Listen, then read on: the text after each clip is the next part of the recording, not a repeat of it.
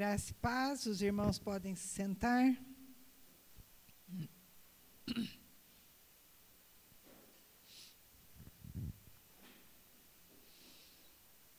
Louvado seja Deus porque você está aqui. Louvado seja Deus porque Ele está aqui. Louvado seja Deus porque Ele nos permite essa comunhão na presença dEle. Por isso a Ele toda a honra, toda a glória, todo louvor, toda exaltação. Assentado mesmo, você, por favor, abra a sua Bíblia no Evangelho de Lucas, capítulo 6.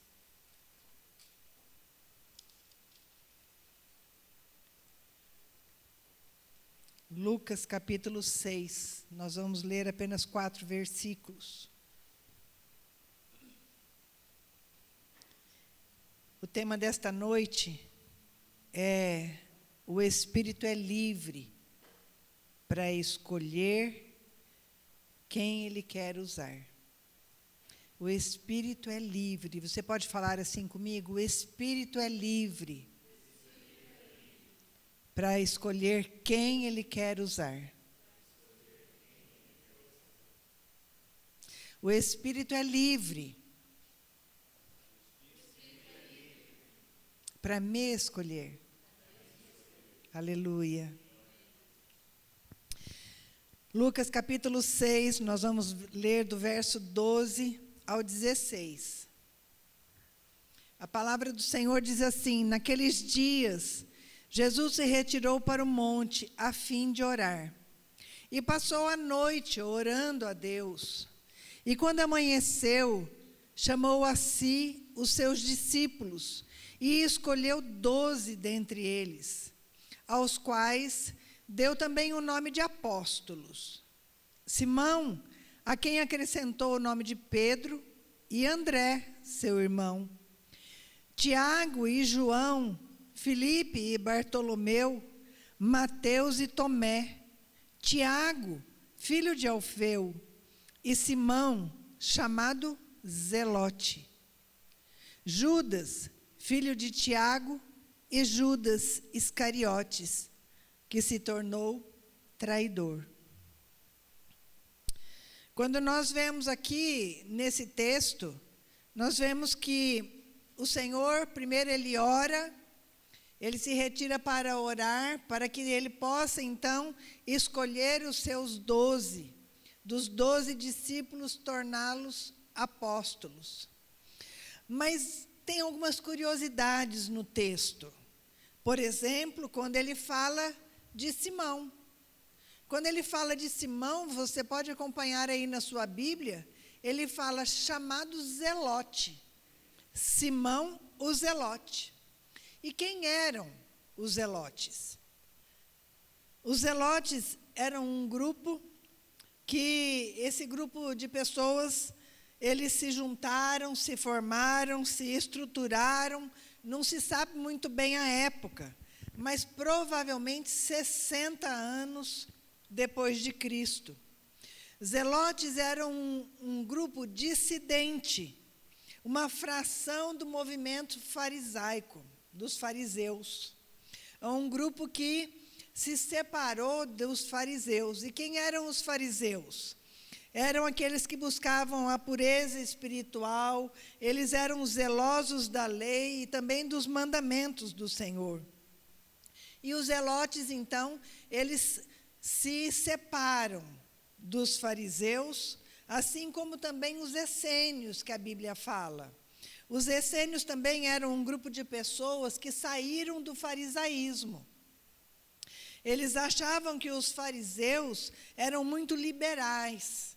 Então, eles se isolam, eles vão viver em comunidades fechadas, eles não querem mais contato com o mundo, eles querem se isolar, e então eles vão se dedicar à purificação ritual.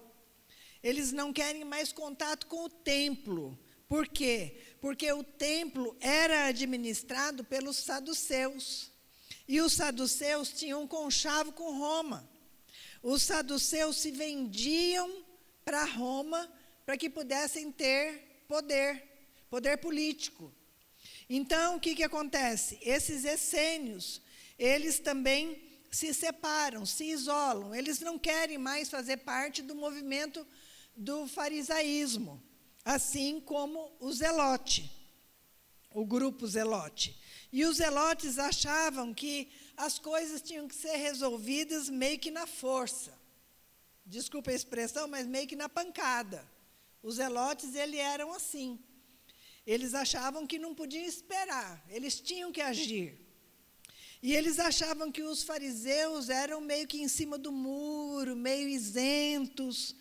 Então, eles não concordavam com essa passividade dos fariseus e também não concordavam com os saduceus.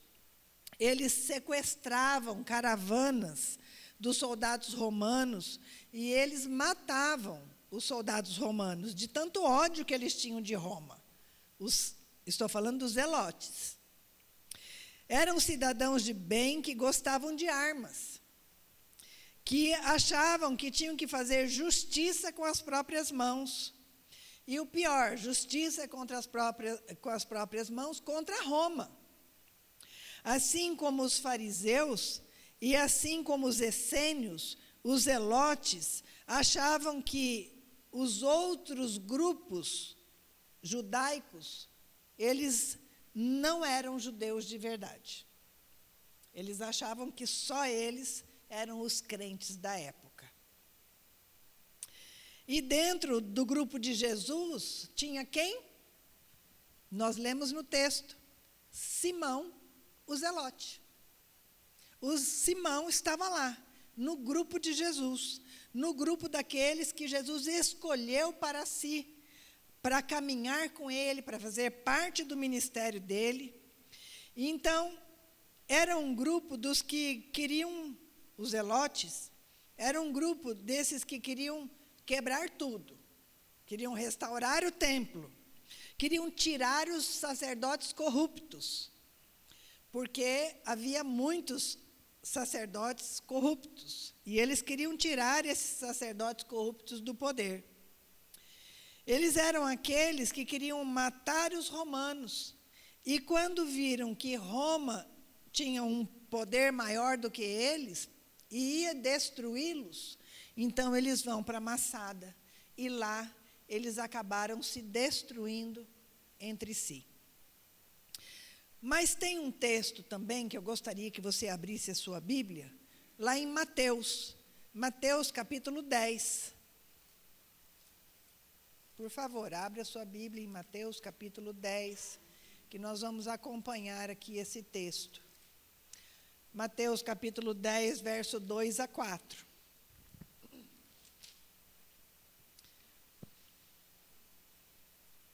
A palavra do Senhor diz assim: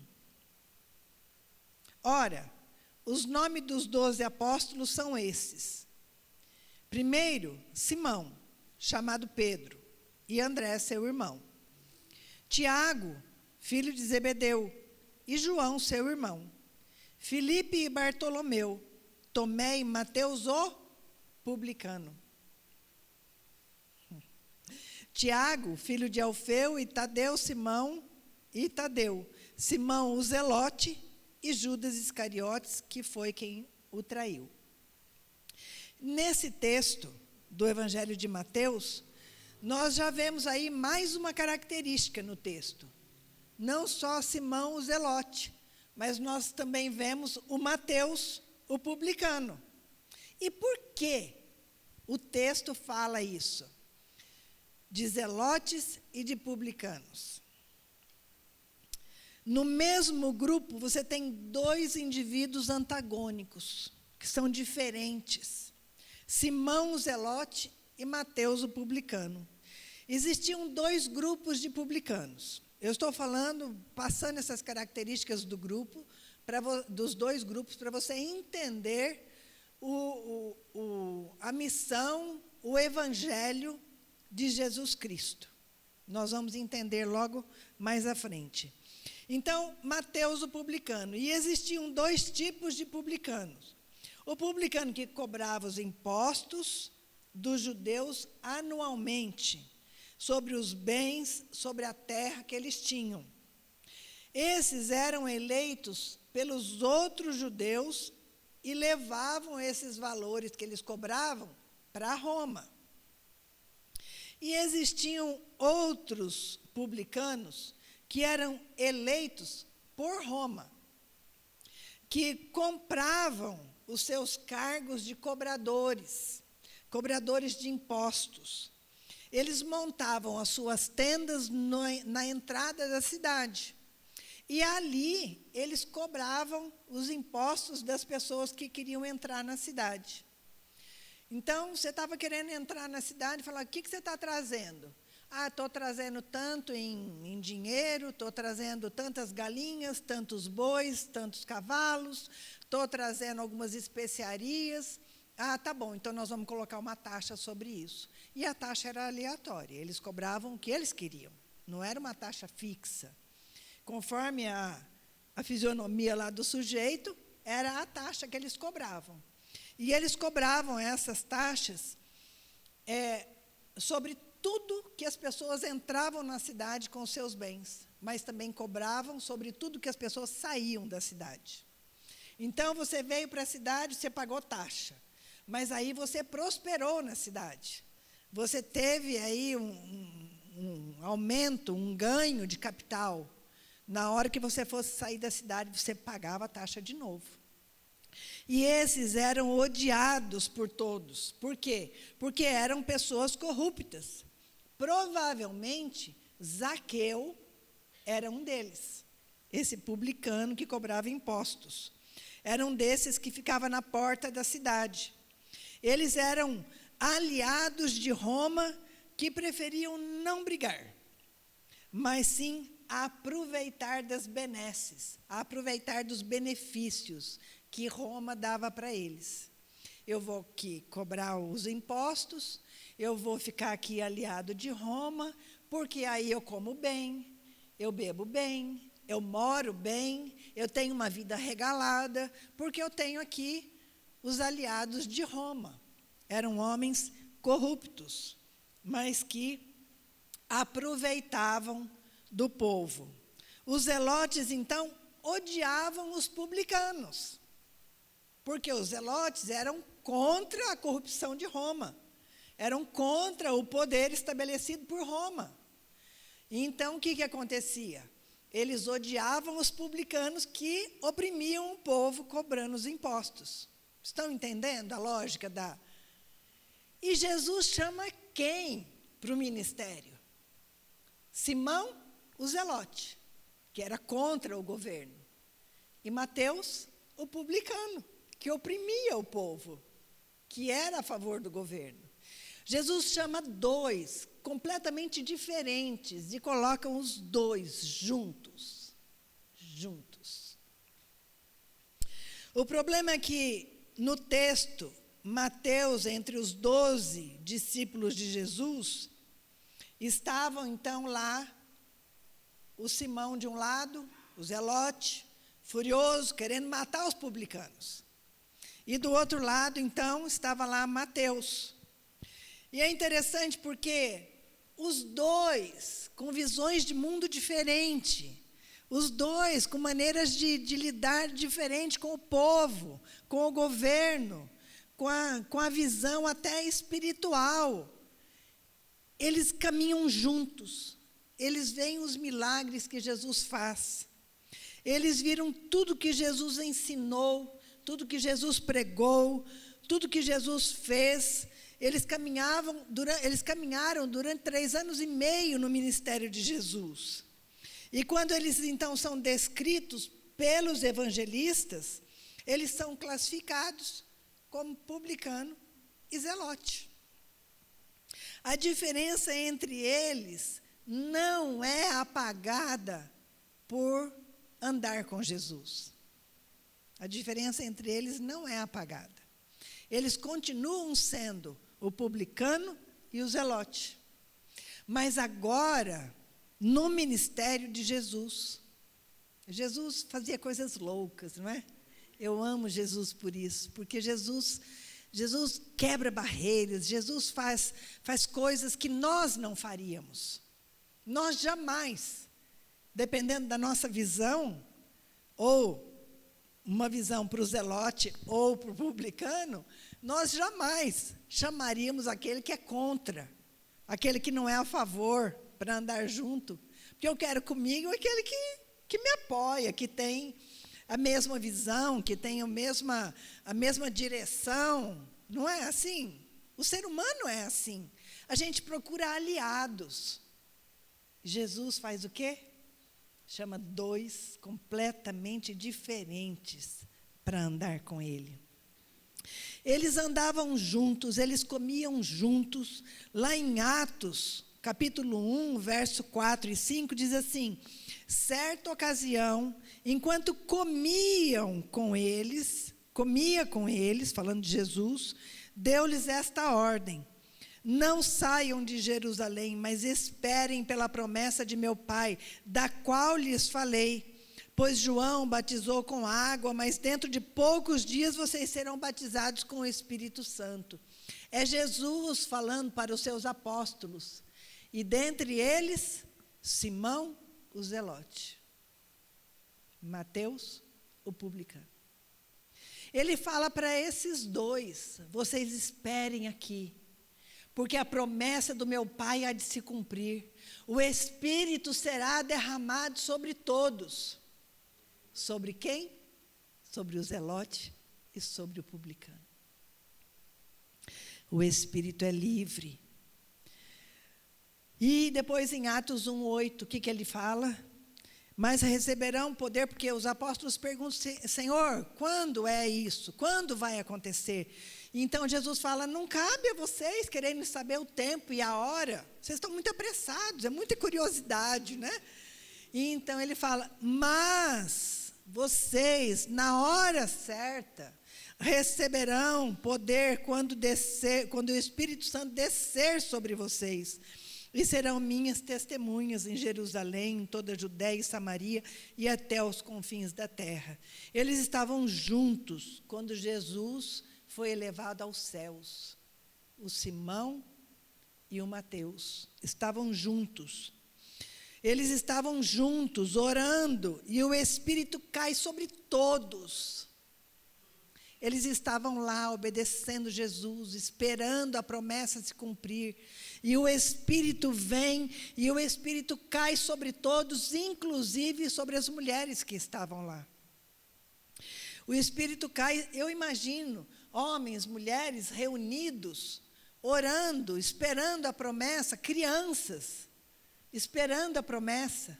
E o Espírito vem, e o Espírito sopra, e o Espírito vem como línguas de fogo, e cai sobre todos que estavam ali reunidos.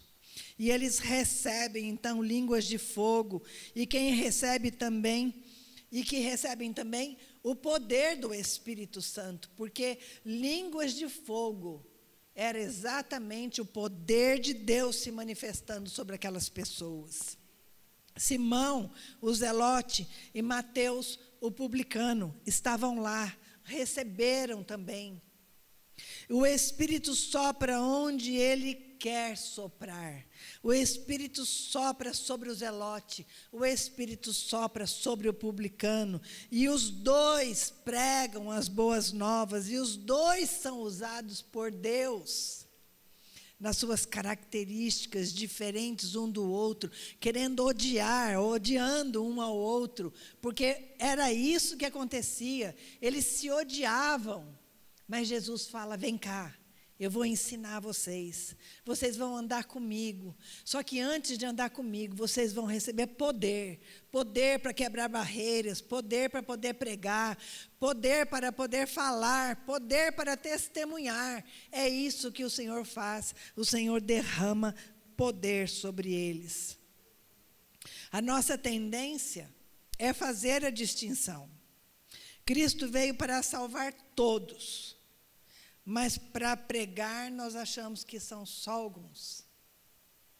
Para falar nós achamos que é só uma meia dúzia. O Espírito é livre e Ele usa quem Ele quer.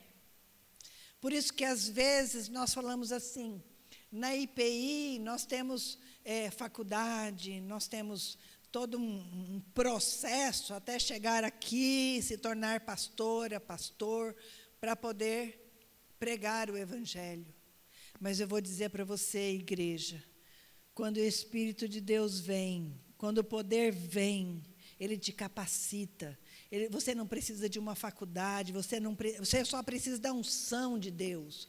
Você só precisa do poder de Deus para abrir a sua boca, testemunhar e, às vezes, nem abrir a boca.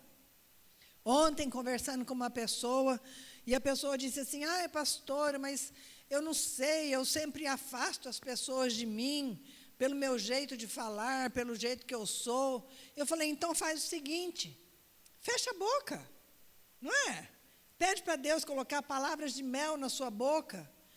Mas eu não sei se eu consigo. Consegue sim, pelo poder que há do Espírito Santo sobre você. Você consegue sim, faz um jejum de palavras. Quando as pessoas te ofenderem, fecha a boca, não retruca, porque você tem um advogado, você tem um juiz, você não precisa enfrentar, confrontar ou afrontar ninguém. Você não precisa rebater com a mesma moeda. Você não precisa, fecha a tua boca e deixa Deus fazer por você. Deixa Deus te justificar perante o mundo, se for necessário. E eu creio que muitos de nós estamos precisando fazer jejum de palavras. Muitos de nós. Então, a nossa tendência é fazer essa distinção. Mas o Espírito é livre e Ele escolhe quem Ele quer. Entre os zelotes e os publicanos, a diferença eram questões políticas e econômicas. Eles tinham visões diferentes de mundo. E dentro das nossas comunidades, existe sim essas diferenças, essas divisões espirituais. A gente já se divide por visões diferentes de temas bíblicos. Não é assim? Eu penso de um jeito, você pensa de outro. Não é? Eu tenho uma visão, você tem outra. Isso depende muito da história de cada um, que você carrega dentro de você, não é? Nós sabemos que, dependendo da dificuldade que você teve no seu passado, com seu pai, com a sua mãe, você vai ter uma visão de Deus dependendo do que você viveu.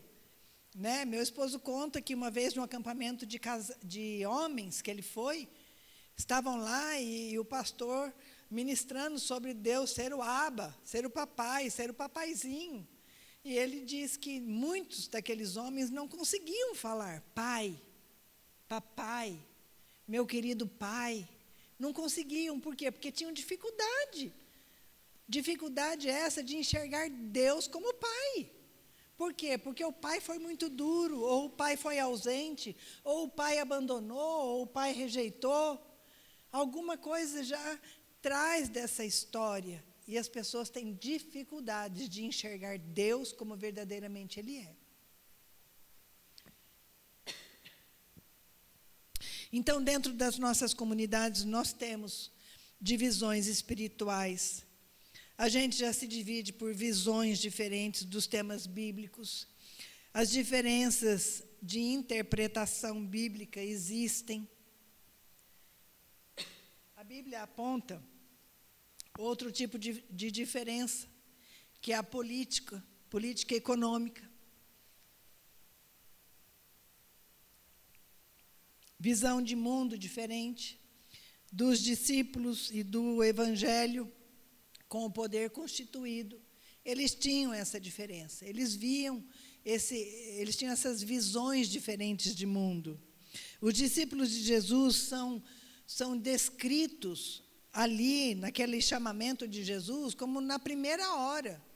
Eles não tinham caminhado com Jesus para se transformarem, para mudarem, para aí serem os apóstolos. Não, eles eram pessoas que foram chamados ali naquela primeira hora, com todas as dificuldades de divergências que eles tinham entre eles.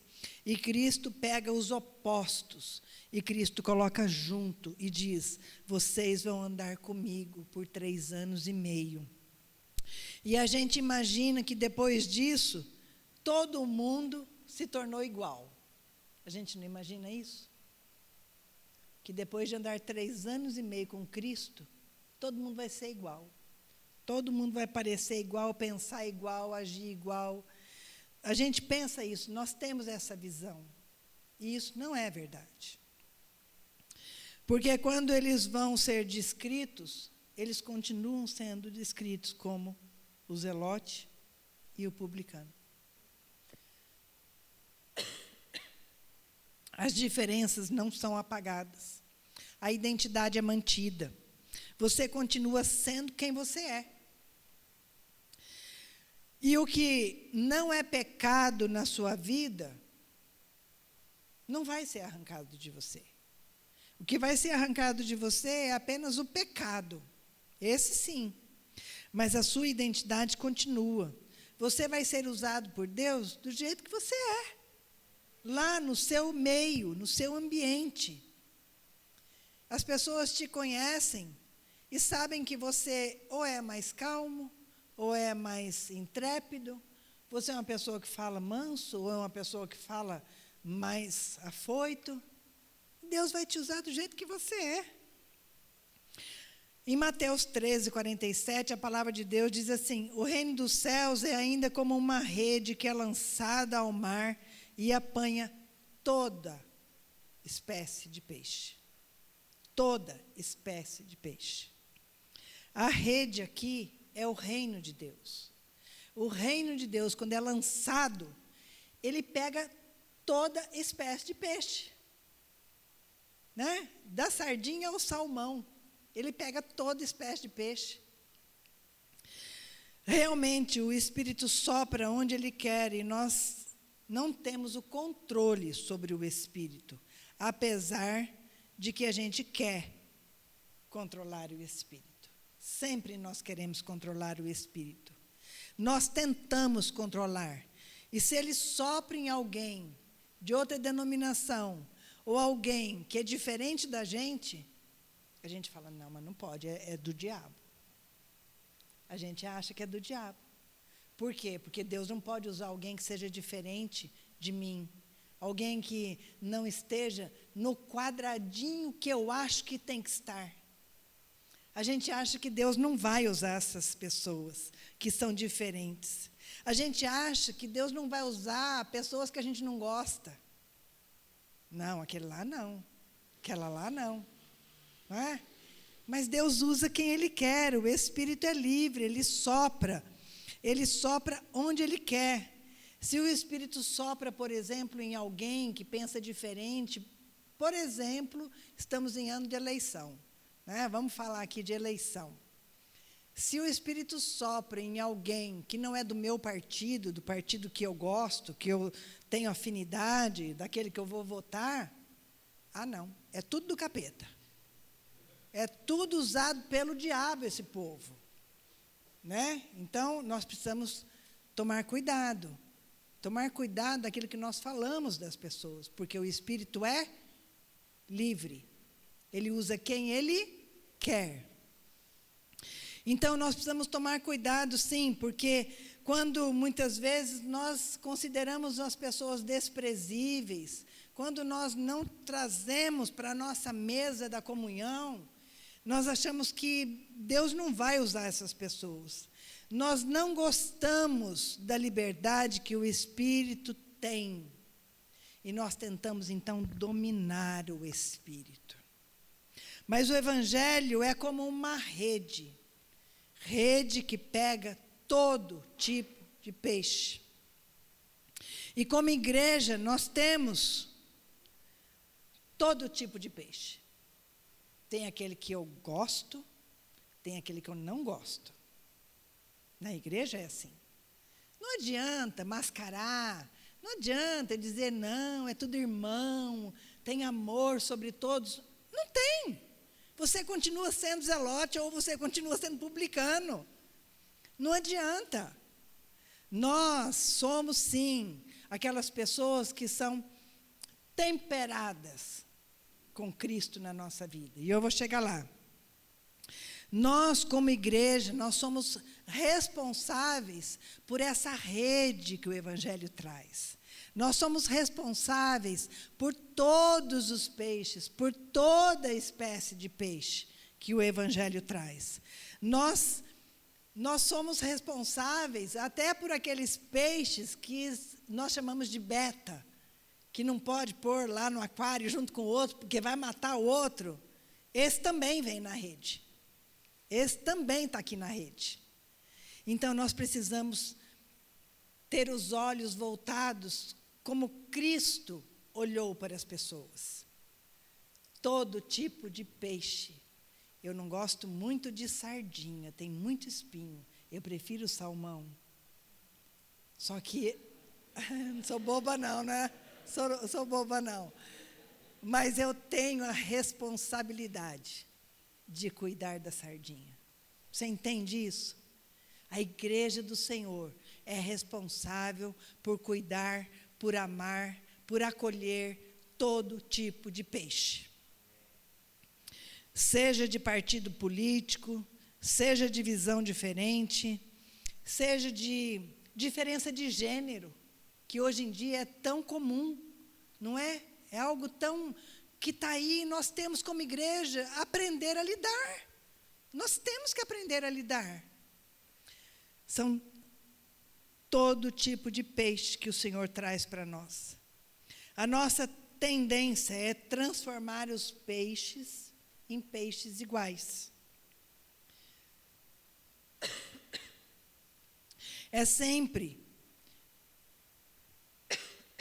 termos essa diferença. Sempre vamos ter essa diferença.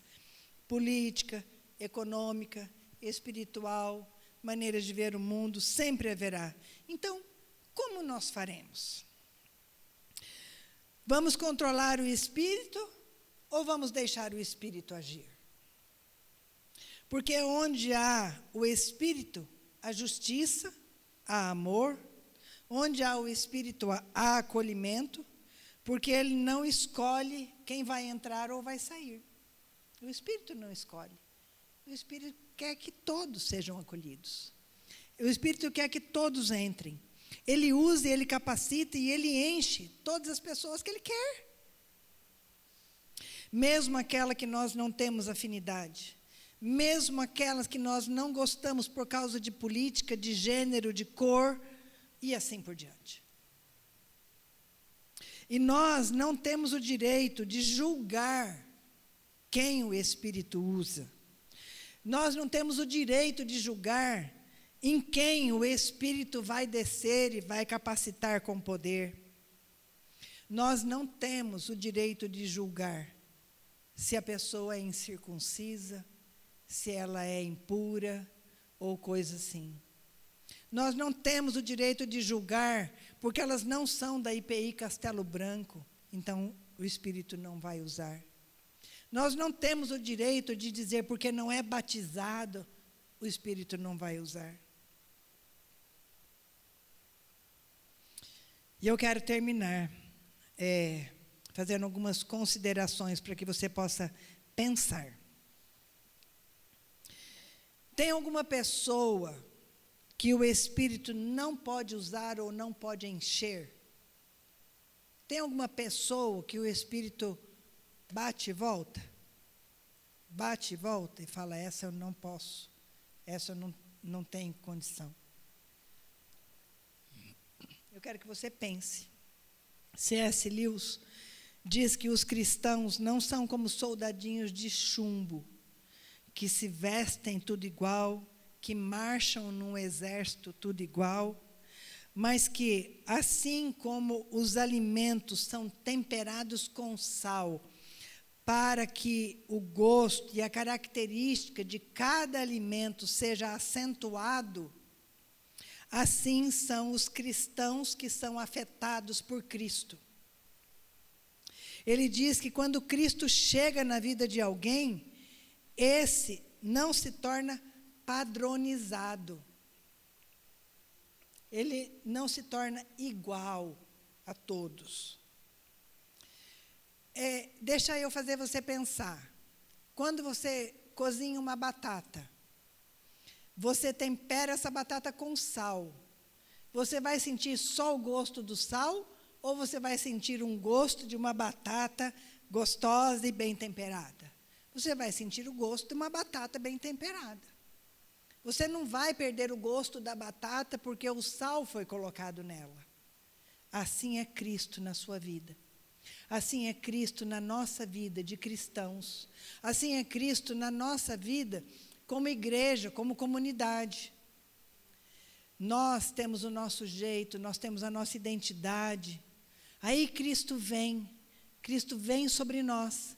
E o Cristo traz o tempero que nós precisamos como cristãos. Cristo acentua as nossas características de amor derramada pelo Pai. Nós cantamos aqui sobre a graça de Deus. É a graça de Deus que nos alcança. É a graça de Deus que muda o que precisa ser mudado.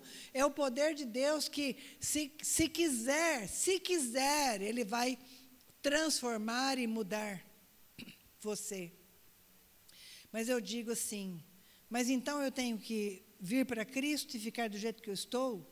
É impossível você vir para Cristo e permanecer como você está. É impossível. Porque é o que eu tenho dito domingo após domingo. Onde Cristo está, tudo muda, tudo transforma.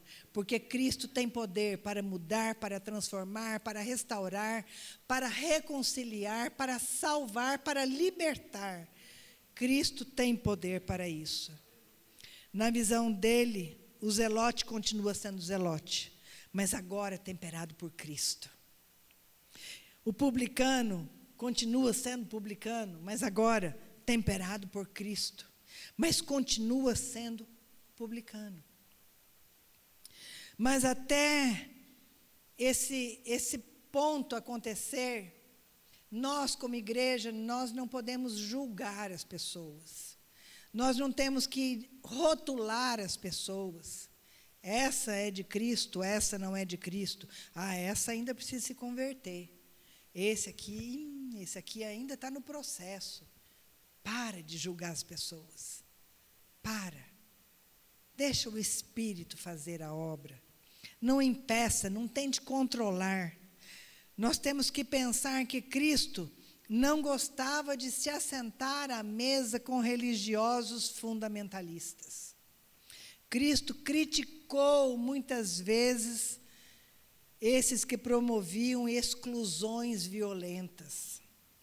Jesus está muito mais à vontade na mesa de gente excluída, por que não dizer de gente torta, na nossa visão, que a gente acha que é gente torta, que tem vida torta, aquele homenzinho torto, entendeu? Cristo tem muito mais prazer de trazer esses para a mesa, porque são sinceros, são eles mesmos, não camuflam, não veste roupinha de ver Deus de domingo a domingo, e chegando ali no carro, já tira essa roupa de ver Deus, entendeu como é que é o negócio?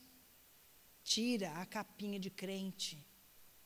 Então, Cristo gosta dessas pessoas que são elas mesmas, sinceras, abertas. Cristo rejeitou os zelosos da lei, os zelosos do templo, os zelosos, no nosso caso, da doutrina. Muitos de nós defendemos a doutrina, falamos da doutrina, mas onde está Cristo nessa doutrina? Jesus é melhor acolhido por aquelas pessoas que esse grupo de religiosos rejeita. Inclusive, Jesus diz que os rejeitados por vocês precedem vocês no reino de Deus. Está lá em Mateus 21. Então, eu quero encerrar essa mensagem dizendo que não importa se somos zelotes, se somos publicanos, importa que nós sejamos cheios do Espírito Santo, temperados por Cristo, para viver uma vida que glorifique a Deus. Que consigamos, como igreja, aprendermos a conviver com as nossas divergências, com as nossas diferenças, mas que a gente possa viver em amor, em paz, testemunhando o nome de Cristo.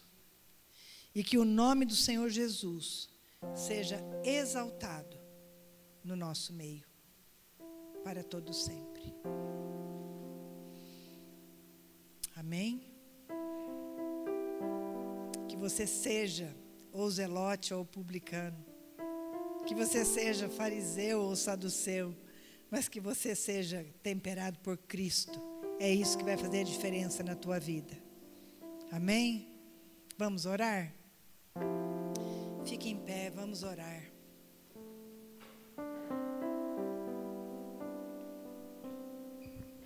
Pergunta para o Senhor agora que tipo de peixe que você é na rede do Evangelho, na rede do reino de Deus. Será que você é um beta? Ou será que você consegue conviver com os outros? Não é? Porque o beta, ele vai desprezar os outros, ele não vai querer ficar junto. Então, vamos pensar, que tipo de peixe nós somos nessa rede? Deus, em nome de Jesus, nós te agradecemos pela tua palavra. Te agradecemos, Senhor, porque o Senhor não anula quem somos, porque somos da tua essência. Senhor, muito obrigada, porque o Senhor nos exorta, o Senhor nos ensina. O Senhor é aquele que abre os nossos olhos espirituais. O Senhor é aquele que nos dá entendimento para compreendermos as coisas do teu reino, que muitas vezes para nós, Senhor, nós temos uma visão meio embaçada. Senhor, perdoa-nos quando nós queremos controlar o teu Espírito Santo e muitas vezes não te damos liberdade para agir na nossa vida como o Senhor quer. Senhor, em nome de Jesus, tira de nós, Senhor, todo pré-julgamento, tira de nós todo preconceito. Pai, que essas barreiras caiam e que verdadeiramente, Senhor, nós possamos ser temperados por Cristo Jesus. Que possamos fazer a diferença onde vamos, que possamos ser uma igreja acolhedora, não só dentro do templo, Senhor, mas que sejamos uma igreja acolhedora e amorosa, como igreja e organismo vivo que somos e vamos por onde vamos. Pai, ajuda-nos a sermos pessoas diferentes, assim como o Senhor quer que sejamos. Ajuda-nos, ó Deus, dentro da nossa própria identidade, desse jeitão que temos. Senhor, ajuda-nos a glorificar o teu nome. Se preciso for mudar alguma coisa, Pai, que mude. Derrama, Senhor, nesta noite o teu Espírito sobre nós. Enche cada vaso aqui, Senhor. Enche com o teu Espírito Santo, para que possamos verdadeiramente nos tornarmos teus apóstolos e pregarmos as boas novas e testemunharmos e falarmos do teu amor. Se preciso for falar, Pai, ajuda-nos nessa caminhada, para que o teu nome seja exaltado e glorificado para todos sempre. Assim oramos e te agradecemos por esse tempo como igreja reunida na tua presença. Obrigada pela tua presença no nosso meio. Obrigada pelos milagres que o Senhor já está operando. Obrigada, Senhor, porque quando a tua igreja reunida ora no teu nome, Senhor, e coisas maravilhosas acontecem, porque tu és o Deus Todo-Poderoso, o Deus que faz além do que aquilo que nós imaginamos, pedimos ou pensamos, pelo teu poder que opera em nós. Então vem, Espírito Santo, vem com o teu poder. E assim sejamos usados livremente pelo teu Espírito Santo, onde quer que possamos ir. E assim seja para a tua glória e para o teu louvor. Assim oramos em nome do Senhor Jesus. Amém. Amém. Que nessa semana você seja muito abençoada. Que você tenha a resposta que você está esperando. Que venha a cura que você precisa, A porta que ainda está fechada seja aberta na tua vida. Nós profetizamos a vitória de Cristo sobre você, porque Cristo venceu por você. E que a graça salvadora do nosso Senhor Jesus, o amor do Deus eterno e maravilhoso Deus, a consolação e a comunhão do Espírito Santo seja sobre a tua vida, sobre a tua família, sobre a igreja de Cristo espalhada por toda a terra. E se assim você recebe, se você crê, você diz amém, amém. Deus te abençoe, uma boa semana. Um beijo no seu coração. Lembrando que terça-feira nós estamos aqui orando. Venha orar também. Venha orar pela tua família, pela tua vida. Venha orar junto com a gente. Terça-feira, 20 horas.